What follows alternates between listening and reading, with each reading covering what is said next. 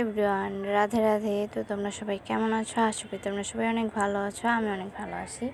তো আজকে চলে আসলাম, যেহেতু কালী পুজো, দীপাবলি, যার কারণে মামা বাড়ি চলে গেছিলাম। সেখানে কেউ থাকে না, যার কারণে ঘর দুয়ার সব কিছু ঝাড়ু পোছ করছিলাম। আমাকে এভাবে দেখে অবাক হওয়ার কিছুই নেই। টুকটাক একটু কাজ করি, আর কাজ করা শেষে রাত্রিবেলা ভাবলাম কি করব। দুয়ার ঝাড়ু দেওয়ার পর কিছু টুকটাক পাতা সংগ্রহ করে আমরা দুইজনে মিলে এরকম কাগজ দিয়ে পড়ছিলাম। তারপর চলে আসলাম ঘরে, যেহেতু আলপনা মেন উদ্দেশ্যটা ছিল আমার আলপনা করা। তো আগের বছর আমি যে আলপনাটা করছিলাম সেই আলপনাটাই আমি এখন গাঢ় করতেছিলাম।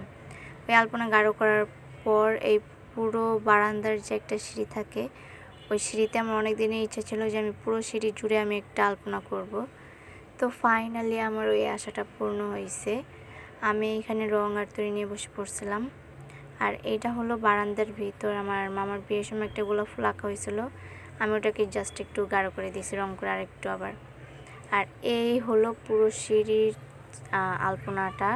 পুরো সিঁড়িতে আমি এভাবে আলপনা করছিলাম। ঘরে আমি করতে পারি নাই আমার থাকার না কারণে। আর এটা হলো আমাদের বাসায় আমি করছিলাম।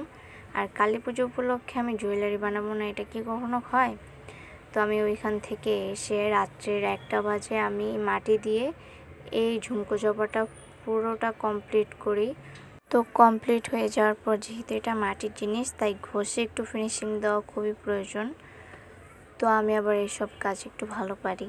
তো এখানে ফিনিশিংয়ের কাজ শেষে আমি একটা নরম ব্রাশ দিয়ে সব মাটিগুলোকে ঝেড়ে নিচ্ছিলাম ভালোভাবে পরিষ্কার করার পর এখানে আমি এই ফেব্রিক অ্যাক্রিলিক কালার দিয়ে এগুলোকে রং করে নিব।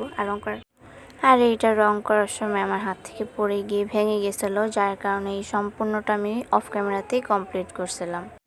তারপর আর কি, ব্যাগপত্র গুছিয়ে এখানে আমি চুড়ির ব্যাগ নিয়েছিলাম, অনেকগুলো চুড়ি। তো চলে গেলাম বাসায়। Tata, bye bye.